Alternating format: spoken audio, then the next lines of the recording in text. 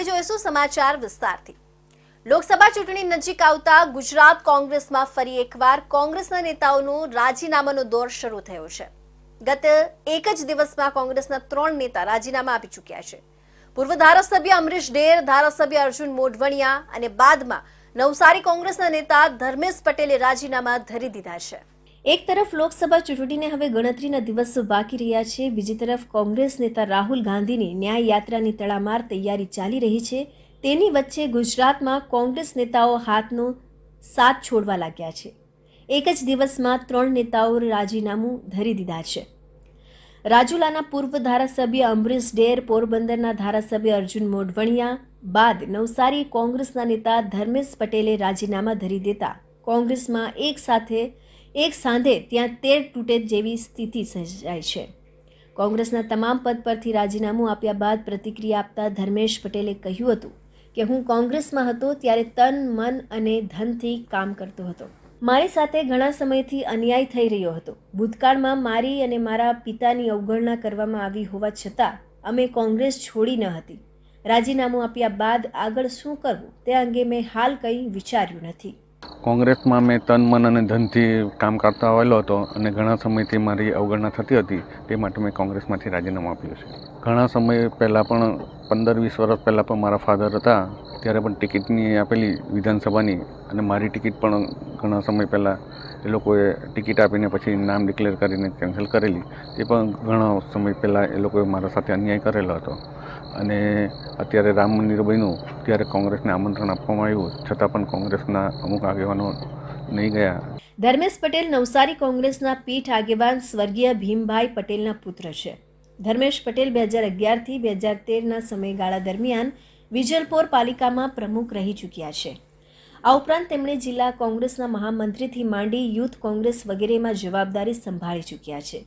કોંગ્રેસમાંથી રાજીનામું આપી દેનાર ધર્મેશ પટેલ 2019 લોકસભા ચૂંટણીમાં નવસારી બેઠક પર ભાજપના CR પાટીલની સામે ચૂંટણી લડ્યા હતા, જેમાં ધર્મેશ પટેલે પાટીલ સામે કારમી હારનો સામનો કરવો પડ્યો હતો।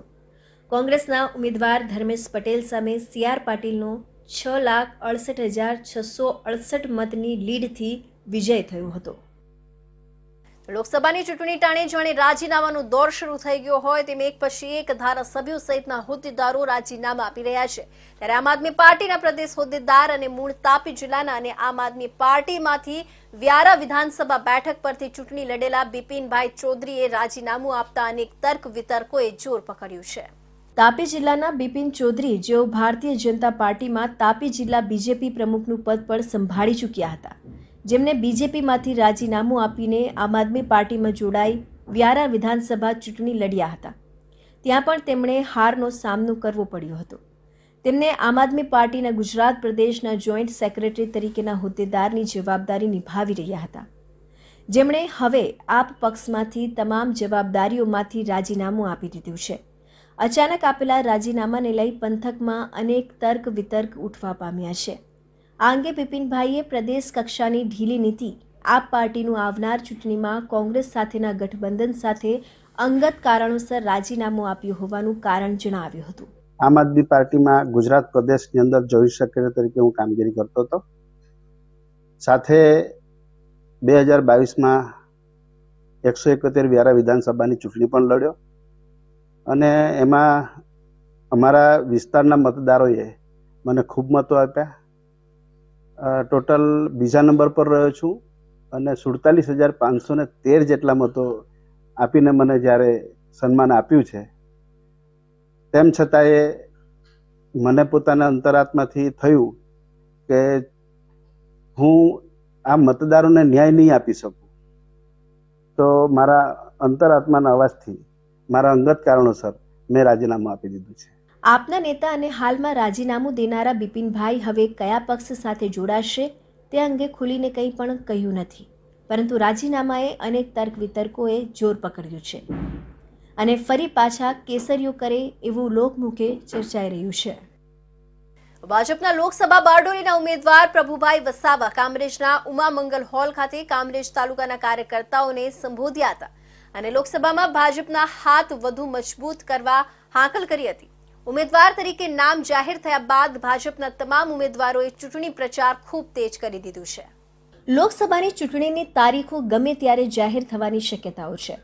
તમામ રાજકીય પક્ષો ફરી એકવાર સક્રિય થઈ ગયા છે અને ધીમે ધીમે એક પછી એક ઉમેદવારોના નામની જાહેરાત કરી રહ્યા છે. ભાજપ દ્વારા પણ ગુજરાતના 15 જેટલા ઉમેદવારોના નામોની જાહેરાત કરી છે. બારડોલી લોકસભા બેઠક પર ફરી પ્રભુ વસાવાને ટિકિટ આપવામાં આવી છે. ત્યારે પ્રભુ વસાવાએ કામરેજ ખાતે તાલુકા ભાજપના કાર્યકરો સાથે એક અગત્યની બેઠક યોજી હતી અને કાર્યકરોને લોકસભાની ચૂંટણીને લઈને કામે લાગી જવા આહવાન કર્યું હતું. તેમજ આપ અને કોંગ્રેસના ગઠબંધનને લઈને મીડિયા સાથેની વાતચીતમાં પ્રભુ વસાવાએ જણાવ્યું હતું કે આખા દેશમાં વિપક્ષો એક થઈને ચૂંટણી લડવા નીકળ્યા છે. ત્યારે આ સમયે દેશના રાજા પ્રમાણિક રીતે કામ કરે એ સાબિત થાય છે અને આવા ગઠબંધનથી કોઈ ફરક પડવાનો નથી.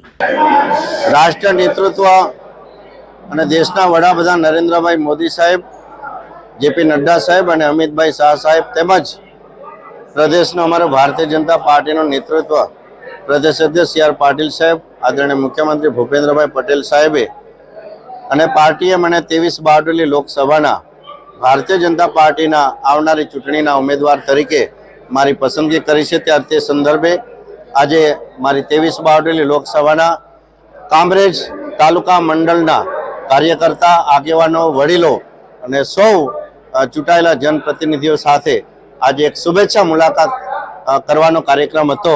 મોદીના નેતૃત્વમાં લડવામાં આવનારી લોકસભાની આગામી ચૂંટણીમાં ભાજપના 15 જેટલા ઉમેદવારો ગુજરાતમાંથી જાહેર થઈ ચૂક્યા છે. ત્યારે તમામ ઉમેદવારો દ્વારા આવનારી ચૂંટણીમાં વિજયના લક્ષ્ય સાથે 5 લાખથી વધુ લીડથી ચૂંટણી જીતવા માટે ઝંઝાવાતી ચૂંટણી પ્રચાર શરૂ કરી દેવાયો છે. મધ્યપ્રદેશના અગર શહેરમાંથી વરના ગાડીમાંથી ગેરકાયદેસર મેફેડ્રોન એમડી ડ્રગ્સ 512.20 ગ્રામ, જેની કિંમત 51,022 છે, જે લઈને આવતા 3 ઇસમોને ભાટિયા ચેકપોસ્ટ નજીકથી સુરત ક્રાઇમ બ્રાન્ચ દ્વારા ઝડપી પાડવામાં આવ્યા છે. સુરત શહેર વિસ્તારમાં યુવાધન નશાના રવાડે ના ચડે તથા શહેરમાં નશાયુક્ત માદક પદાર્થનું વેચાણ નેસ્ત નાબૂદ કરવા માટે no drugs in Surat city અભિયાન અંતર્ગત ગેરકાયદેસર માદક પદાર્થોની સપ્લાય કરતા માફિયાઓ તથા તેમની ગેંગને પકડી પાડવા અંગે સુરત શહેરમાં ગેરકાયદેસર NDPS એક્ટ હેઠળ આવતા તમામ દ્રવ્યોનો વેપાર ધંધો કરતા ઇસમોને પકડી પાડવા પોલીસ દ્વારા અવારનવાર સખ્ત કાર્યવાહી કરવામાં આવતી હોય છે. જેનું સંધાને ક્રાઇમ બ્રાન્ચની ટીમ વર્કઆઉટમાં હતી. દરમિયાન બાતમી મળી કે સવારના સમયે સિલ્વર કલરની વરના ગાડીમાં ગુલામ સાબિર, મોહમ્મદ અશફાક તથા બદરુદ્દીન નામના ઇસમો મધ્યપ્રદેશથી એમડી ડ્રગ્સ લઈ પલસાણા સચિન હાઈવે પર આવનાર છે. બાતમીની હકીકતના આધારે સુરત શહેર ક્રાઇમ બ્રાન્ચના પોલીસ ઇન્સ્પેક્ટર તથા પોલીસ સબ ઇન્સ્પેક્ટર દ્વારા ટીમો બનાવી ભાટિયા ચેકપોસ્ટ ખાતે વોચ ગોઠવી વરના કાર રોકી આરોપીઓ બદરુદ્દીન અખ્તર હુસૈન બંગડીવાલા, ગુલામ સાબિર મોહમ્મદ ઇશાક મિર્ઝા તથા મોહમ્મદ અશફાક મોહમ્મદ અસલમ અંસારીની પાસેથી ગેરકાયદેસર મેફેડ્રોન એમડી ડ્રગ્સ 512.20 ગ્રામ, જેની કિંમત આંતરરાષ્ટ્રીય બજારમાં 51,22,000 થાય છે, તેની સાથે અન્ય મુદ્દામાલ મળી કુલ 54,67,220નો મુદ્દામાલ કબજે કરી કાયદેસરની કાર્યવાહી કરી આગળની તપાસ સુરત ક્રાઇમ બ્રાન્ચ ચલાવી રહી છે. એવી એક માહિતી ક્રાઇમ બ્રાન્ચને મળી હતી કે મધ્યપ્રદેશથી ગુજરાતમાં સુરતમાં એમડી ડ્રગ્સ કોઈ લઈને આવે છે. એના અનુસંધાને બંને ડીસીપી સાહેબ શ્રીમતી રૂપલ સોલંકી મેડમ અને રોઝિયા સાહેબ અને ડીસીબીનો પીઆઈ શ્રી પરમાર સાહેબ અને મોદી સાહેબ અને એની ટીમ વાચમાં હતા. કાલે ભાટિયા ટોલ ટેક્સની પાસે એક સિલ્વર કલરની વરના ગાડીનો રોકવામાં આવ્યો અને એની તલાશી દરમિયાન એના પાસેથી 512 ગ્રામ જેટલી એમડી ડ્રગ્સ કબજે કરવામાં આવેલી છે, જેની માર્કેટ કિંમત 51,22,000 થાય છે. ડ્રગ્સના ગેરકાયદેસર વેપાર અને હેરફેર કરતા તત્વો વિરુદ્ધ સખ્ત કાર્યવાહી કરી રહેલી સુરત પોલીસને વધુ એક મોટી સફળતા ડ્રગ્સના દૂષણને ડામવામાં મળી હતી. હાલ પોલીસે પેડલરોની ધરપકડ કરીને આ તમામ ડ્રગ્સના જથ્થાને મોકલનાર અને મંગાવનારને વોન્ટેડ જાહેર કરીને પકડવાના પ્રયાસો હાથ ધર્યા છે. સુરત શહેરમાં આંતરરાષ્ટ્રીય મહિલા દિવસની અનોખી રીતે ઉજવણી કરવામાં આવી, જેમાં હાલમાં જ પબ્લિશ થયેલ મૂવી આર્ટિકલ 370 સુરત શહેરની મહિલાઓને નિઃશુલ્ક બતાવવામાં આવી હતી. મહિલાઓને આત્મનિર્ભર બનાવીને પોતાની સમસ્યા સામે લડવાની હિંમત આપવા માટે સામાજિક સંસ્થા દ્વારા પ્રયાસ કરાયો હતો. આજરોજ સુરત શહેરમાં અનીશ સંસ્થાની સાથે સાથે અન્ય સંસ્થાઓએ મળી 270 થી વધુ યુવતી અને મહિલાઓને આર્ટિકલ 370 ફિલ્મ બતાવવામાં આવી હતી, જેમાં મહિલાઓ કઈ રીતે સશક્ત બને, કઈ રીતે ખોટી વસ્તુઓનો વિરોધ કરી શકે તે માટે જાગૃતિ આવે અને સમાજના દૂષણથી કઈ રીતે બચી શકે તેવા મુખ્ય હેતુથી આ ફિલ્મ મહિલાઓને બતાવવામાં આવી હતી. અને સંસ્થા દ્વારા જણાવવામાં આવ્યું છે કે છેલ્લા કેટલાક સમયથી જે રીતે ભારત સરકાર મહિલાઓને પ્રોત્સાહન આપી રહી છે, જેના કારણે મહિલાઓ જાગૃત થઈ રહી છે અને સરકાર તરફથી મળતી યોજનાઓ અને અન્ય લાભો પણ સરળતાથી પ્રાપ્ત કરી રહી છે. બીજી તરફ આ મહિલાઓને એકજૂટ કરવા માટે અને પ્રોત્સાહન આપવા માટે નિયતિએ ખૂબ મોટો ફાળો આપ્યો હતો. ત્યારે તેમને જણાવ્યું કે જે રીતે છેલ્લા ઘણા સમયથી સરકાર જે આર્ટિકલ 370 કાયદો હટાવી જમ્મુ કાશ્મીરની જનતાનું ઉત્થાન કરવાની દિશામાં કામ કર્યું છે અને જે રીતે મહિલા આરક્ષણ સહિતના દેશની મહિલાઓને એક હરોળમાં લાવવાના જે પ્રયાસ સરકાર દ્વારા કરવામાં આવ્યા છે, તેની સાથે મહિલાઓલક્ષી યોજનાઓ બનાવી મહિલાઓને પગભર થવા વિવિધ સહાય આપીને, પ્રશિક્ષણ આપીને મહિલા ઉત્થાન માટે સરકારના પ્રયાસોની અહીંયા હાજર મહિલાઓ દ્વારા સરાહના કરવામાં આવી હતી. આજે અમે સુરત શહેરના વેલેન્ટાઇન મલ્ટીપ્લેક્સમાં છીએ અને અમે 370 આર્ટિકલ 370 મૂવીનો એક શો અનીશ અપમૃત્યુ નિવારણ સહાય સંસ્થા તરફથી આયોજન કર્યું છે વિશ્વ મહિલા દિન નિમિત્તે. વિશ્વ મહિલા દિન નિમિત્તે અમે મહિલાઓને મોટિવેટ કરી અને કહેવા માંગીએ છીએ કે મહિલાઓ દરેક ક્ષેત્રમાં આગળ છે, એમ પોતાના રાષ્ટ્રમાં રાજકારણમાં પણ રસ લે તો એ કેટલી આગળ વધી શકે છે એનો ઉદાહરણ અમે આ મૂવી થકી એ લોકો સુધી પહોંચાડવા માંગીએ છીએ. અને એટલે જ અમે શહેરની વિવિધ સંસ્થાઓ, અલગ અલગ સમાજો અને ખાસ કરી અને વિવિધ પક્ષોની બહેનોને આમંત્રણ આપ્યું છે. ટોટલ 270 થી વધુ બહેનો આમાં આજે આ थिएटर में हमारा आ मूवी जोवा माटे हम इकट्ठा थया छे. आज वैलेंटाइन सिनेमा में मल्टीप्लेक्स थिएटर में हमारे जो सूरत शहर के संगठित महिला मंडल और संघ हैं, उन सबको हम अनीस संस्था के द्वारा एक मूवी का प्रोग्राम रखवाया गया है वुमेन्स डे के बिहाफ पर. वुमेन्स डे मतलब कि हम नारी का सम्मान कर रहे हैं, तो हम चाहते थे कि सूरत शहर में इतनी एक्टिव महिलाएं हैं जो इतना आगे बढ़ चढ़ के काम कर रहे हैं, कुछ ना कुछ संगठन में, चाहे सामाजिक कार्य हो या धार्मिक कार्य हो, जिस तरीके के भी कार्यों में वो आगे हैं, वो सब यहाँ आए और थोड़ा सा मनोरंजन ले सके. આર્ટિકલ 370 ફિલ્મ નિહાળવા માટે 20 વર્ષની યુવતીથી લઈ 80 વર્ષ સુધીની મહિલાઓએ આ ફિલ્મ નિહાળી વર્ષો પહેલા જે રીતે મહિલાઓ અને ધર્મોનો ભોગ બનતી હતી, ત્યારે કઈ રીતે તેમને તેમની સામે લડત આપી તે તમામ બાબતોનો ઉલ્લેખ આ ફિલ્મમાં દર્શાવવામાં આવ્યો હતો. આ ફિલ્મનું નિર્દેશન કરવાનો મુખ્ય ઉદ્દેશ્ય હતો કે ફિલ્મ નિહાળી મહિલાઓ દેશના અને સમાજના તમામ વર્ગના લોકોને આનો ફાયદો આવનારા સમયમાં જરૂરથી થશે. પશ્ચિમ બંગાળમાં તૃણમૂલ કોંગ્રેસના નેતા દ્વારા કરાયેલા મહિલાઓ પર અત્યાચાર અને અઘટિત આરોપોના પગલે દેશભરમાં ઠેર ઠેર વિરોધોનો વંટોળ જોવા મળી રહ્યો છે, જેના વિરોધમાં સુરત ખાતે વીર નર્મદ દક્ષિણ ગુજરાત યુનિવર્સિટી બહાર અખિલ ભારતીય વિદ્યાર્થી પરિષદ દ્વારા મમતા સરકારનું પૂતળા દહન કરી ભારે વિરોધ નોંધાવવામાં આવ્યો હતો. પશ્ચિમ બંગાળમાં આવેલા સંદેશ ખલીમાં તૃણમૂલ કોંગ્રેસના આગેવાન અને નેતા શહબાઝ ખાન દ્વારા મહિલાઓ પર અત્યાચાર અને અઘટિત આરોપ મૂકવામાં આવ્યા હતા. તૃણમૂલ કોંગ્રેસના નેતા દ્વારા કરાયેલા ગંભીર આરોપોના પગલે દેશભરમાં વિરોધનો સૂર ઉઠ્યો છે. મમતા સરકારને ઘેરવા માટે વિપક્ષને પણ એક મુદ્દો મળી ગયો છે. પશ્ચિમ બંગાળમાં મુખ્યમંત્રી મહિલા હોવા છતાં મહિલાઓનું સન્માન ન જળવાતા મહિલાઓમાં પણ ભારે રોષની લાગણી પ્રવર્તી રહી છે, જેના પગલે સુરત ખાતે અખિલ ભારતીય વિદ્યાર્થી પરિષદ દ્વારા મમતા સરકાર અને તૃણમૂલ કોંગ્રેસના નેતા સામે દેખાવ અને વિરોધ નોંધવામાં આવ્યો છે. અખિલ ભારતીય વિદ્યાર્થી પરિષદ દ્વારા વીર નર્મદ દક્ષિણ ગુજરાત યુનિવર્સિટી ખાતે મમતા સરકારનું પૂતળા દહન કરવામાં આવ્યું છે.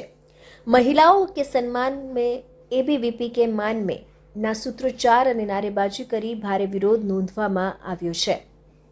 યુનિવર્સિટીના મુખ્ય ગેટ બહાર જ વિદ્યાર્થી પરિષદ દ્વારા રામધૂન બોલાવી મમતા સરકારને અને તેમના નેતાઓને ભગવાન સદબુદ્ધિ આપે તેવી પ્રાર્થના કરવામાં આવી હતી.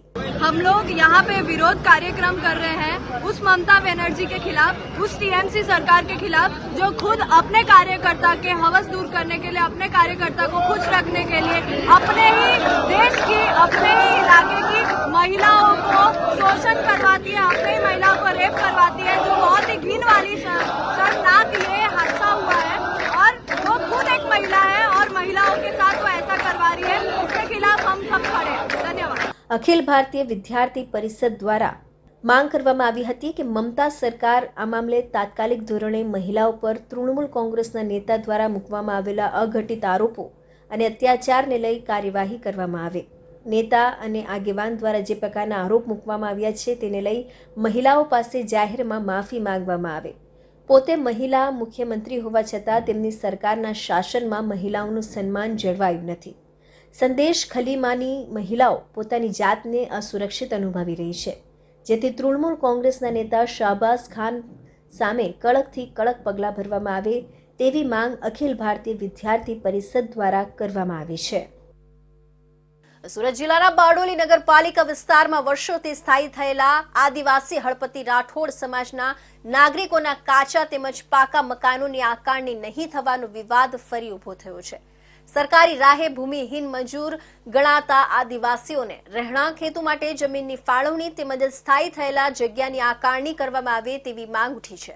સુરત જિલ્લાના બારડોલી નગરપાલિકાના શહેરી વિસ્તારમાં આદિવાસી હળપતિ રાઠોડ, નાયકા, તળાવિયા સહિતના જ્ઞાતિના લોકો જે ભૂમિહીન ખેત મજૂર છે, જેઓની બાપ દાદાની પેઢીઓથી બારડોલીમાં રહેતા આવેલા છે. પાલિકાના જે તે વોર્ડમાં વર્ષો પૂર્વેના કાચા પાકા મકાનો આવેલા છે. આવા મકાનોની આકારણી થતી નથી. જે તે ઘરોની આકારણી નગરપાલિકા બારડોલી તંત્રના અધિકારીઓ અને પદાધિકારીઓ દ્વારા જમીનનો પ્લોટ નામે નહીં કરતા હળપતિ આદિવાસી સમાજને નુકસાન વેઠવાનો વારો આવ્યો છે. આ સમાજના લોકોને જ્યાં વર્ષોથી થઈ રહેતા આવ્યા છે તે જગ્યા પર પ્લોટની ફાળવણી કરી સરકારી યોજના હેઠળ મકાનનો લાભ પણ આપવામાં આવે તેવી માંગ સાથે બારડોલી મામલતદારને આવેદન પણ આપવામાં આવ્યું હતું.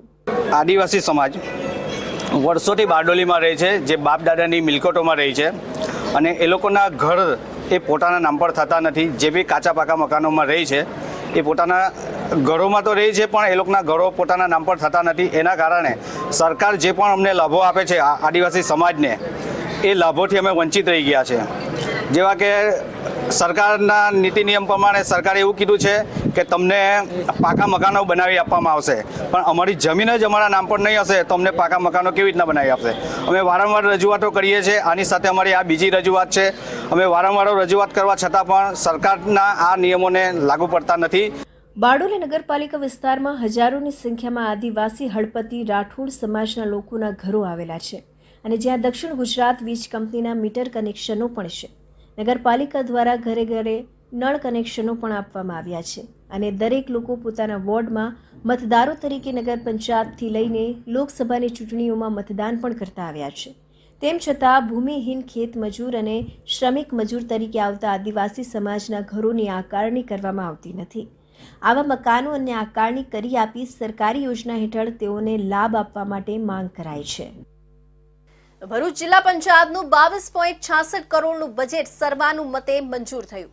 2.29 કરોડનું પુરાંતવાળું બજેટ મંજૂર થતા વિકાસને વેગ મળશેનું શાસક પક્ષનો દાવો છે.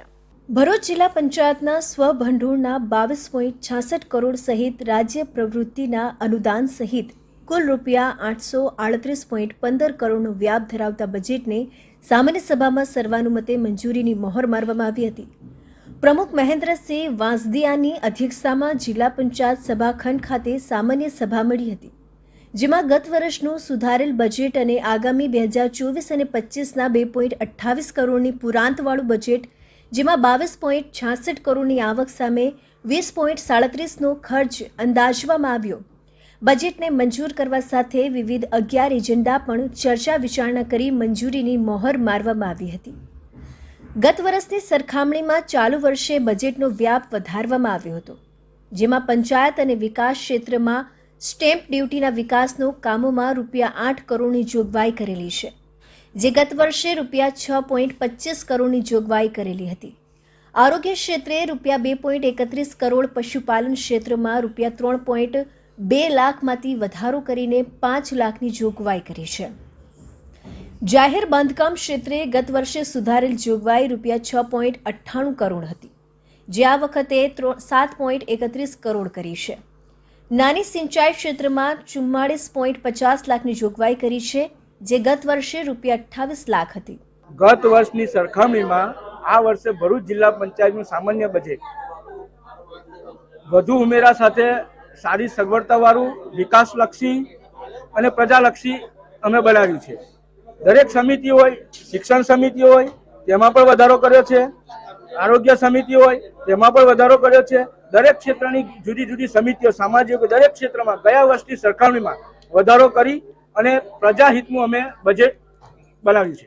આવી જ રીતે પંચાયતના સ્વભંડોળમાં વધારો થાય તે માટે ભરૂચ જિલ્લાના હોડી ઘાટ અને જિલ્લા પંચાયતની મિલકતોને ભાડાની આવક વધુ થાય તેવા પ્રયત્નોના ભાગરૂપે પારદર્શક અને ઓનલાઈન ટેન્ડર અને જેમ પોર્ટલ પરથી હોડી ઘાટની હરાજી કરવામાં આવી હોવાનું જિલ્લા પંચાયતના પ્રમુખ મહેન્દ્રસિંહ વાંસદિયાએ જણાવી બજેટને સર્વાંગી વિકાસલક્ષી ગણાવ્યું હતું. સામાન્ય સભામાં જિલ્લા વિકાસ અધિકારી PR જોશી, કારોબારી અધ્યક્ષ ધર્મેશ મિસ્ત્રી સહિત વિવિધ સમિતિના ચેરમેન અને સભ્યો ઉપસ્થિત રહ્યા હતા. તો આમોદ શહેરના તણછા ગામે ભરૂચ હોર્સ ગ્રુપ દ્વારા અશ્વ દોડનું આયોજન કરવામાં આવ્યું હતું. લેડીઝ ફર્સ્ટનું સૂત્ર સાબિત કરતું સિદ્ધપોર ગામની સેરુ સિંધીની નારી જાતિ ઘોડી પ્રથમ નંબરે આવી. બીજા નંબર પર જંત્રાણ ગામના મોહસિન સરપંચનો અશ્વ અને જ્યારે ત્રીજા નંબર પર પહાજ ગામના અફઝલભાઈનો અશ્વ આવ્યો હતો. ભરૂચ, જંબુસર, આમોદના તણછા ગામે ભરૂચ હોર્સ ગ્રુપ દ્વારા પ્રથમવાર અશ્વ દોડનું આયોજન કરવામાં આવ્યું હતું. જિલ્લાભરમાંથી અલગ અલગ જાતના 32 અશ્વ આવ્યા હતા, જે પૈકી 28 અશ્વોએ હરીફાઈમાં ભાગ લીધો હતો, જેમાં ભરૂચના સિદ્ધપોરની ઘોડી પ્રથમ નંબરે આવી હતી. આમોદના સાજિદ રાણા તેમજ તણછા ગામના અંગેશભાઈ દ્વારા લોકોમાં અશ્વો પ્રત્યેની રુચિ પુનઃ વધે તે માટે આમોદના તણછા ગામમાં પ્રથમવાર ભરૂચ હોર્સ ગ્રુપના નેજા હેઠળ અશ્વ દોડનું આયોજન કરવામાં આવ્યું હતું. ભરૂચ, આમોદ અને આસપાસના તાલુકાઓમાંથી 32 જેટલા અશ્વના માલિકો તેમના અશ્વ લઈને પહોંચ્યા હતા.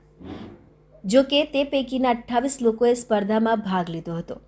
અંદાજે 2 કિલોમીટરના અંતરના અશ્વ દોડમાં ભરૂચના સિદ્ધપોર ગામના શેરુ સિંધીની અશ્વ પ્રથમ ક્રમે આવી હતી, જ્યારે જંત્રાળ ગામના મોહસિન સરપંચનો અશ્વ બીજા અને પહાજ ગામના અફઝલભાઈનો અશ્વ ત્રીજા ક્રમે આવ્યો હતો. અશ્વદોડ જોવા માટે મોટી સંખ્યામાં લોકો ઉમટી પડ્યા હતા અને પ્રથમવાર આ પ્રકારની સ્પર્ધા યોજાઈ હોય લોકોએ તેનો રોમાંચક અનુભવ કર્યો હતો. સુરતના કાપોદ્રા વિસ્તારમાંથી મોબાઈલ શોરૂમની દુકાનમાંથી મોટી ચોરીની ઘટના સામે આવી છે. એપલથી લઈને સેમસંગ કંપનીના મોંઘા દાટ ફોનની દુકાનમાંથી રાત્રિના સમયે એક ચોરે દુકાનનું શટર તોડી ચોરીને અંજામ આપ્યો છે. ચોર દુકાનમાં રહેલા મોંઘા દાટ 30 લાખથી વધુની કિંમતના ફોનની ચોરી કરીને ફરાર થઈ ગયો હતો. સુરત પોલીસ કમિશનર વગરના શહેરમાં હવે ચોરી અને લૂંટફાટ જેવી ઘટનાઓ સતત વધી રહી છે. ચોરીની ઘટનાઓના રોજિંદા અનેક કિસ્સાઓ પ્રકાશમાં આવી રહ્યા છે. ત્યારે વધુ એક શહેર પોલીસની નાઇટ પેટ્રોલિંગની કામગીરી સામે સવાલ ઊભા કરતી ઘટના કાપોદ્રા વિસ્તારમાં બનવા પામી છે. કાપોદ્રા વિસ્તારમાં સંજય લક્કડ નામના વ્યક્તિ ગુજરાત મોબાઈલની દુકાન ધરાવે છે. તેઓ એપલથી લઈ સેમસંગની કંપની સહિત અન્ય કંપનીના મોંઘી કિંમતના ફોન વેચાણ કરે છે. આ ઉપરાંત મોબાઈલ રિપેરિંગનું પણ કામ કરવામાં આવે છે. ત્યારે રાત્રિના 3 વાગ્યાના આસપાસ તેમની દુકાનમાં રહેલા લાખોના મોબાઈલની ચોરીની ઘટના બનવા પામી છે. અજાણ્યો ચોર રાત્રિના સમયે સમગ્ર દુકાનમાં રહેલા તમામ મોબાઈલોની ચોરી કરી આખી દુકાન સાફ કરી ગયો છે. ચોરીની આ સમગ્ર ઘટના સીસીટીવી કેમેરામાં કેદ થઈ ગઈ હતી, જેમાં જોવા મળ્યું હતું કે એક ચોર ચોરી કરવાના ઈરાદે રાત્રિના 3 વાગ્યાની આસપાસ મોબાઈલની દુકાને પહોંચ્યો હતો. રાત્રિ દરમિયાન લોકોની અવરજવર બંધ હોય એટલે મોકાનો લાભ લઈને ચોર દુકાન બહાર મોબાઈલ ફોનની એડવર્ટાઇઝ કરતા બેનરોની આળસ મૂકી દીધી હતી, જેનાથી ચોરી કરતા સમયે કોઈ તેને જોઈ ન શકે અને ત્યારબાદ કારમાં રાખવામાં આવેલા જેક વડે દુકાનનું શટર તોડ્યું હતું. ચોરે દુકાનમાં પહોંચી ખૂબ જ શિસ્તપૂર્વક ચોરીને અંજામ આપ્યો હતો. પહેલા શટર તોડી અને ત્યારબાદ દુકાનમાં પ્રવેશ્યો હતો. જો કે ચોર દ્વારા ત્યાં અનેક પ્રકારના મોબાઈલ ફોન હતા, પરંતુ આઈફોન અને સેમસંગ કંપનીના મોંઘા ફોન જેની કિંમત 30 લાખથી વધુ થાય એવા ફોનની ચોરી કરી હતી અને કોઈને પણ જાણ ન થાય તે રીતે ભાગી છૂટ્યો હતો.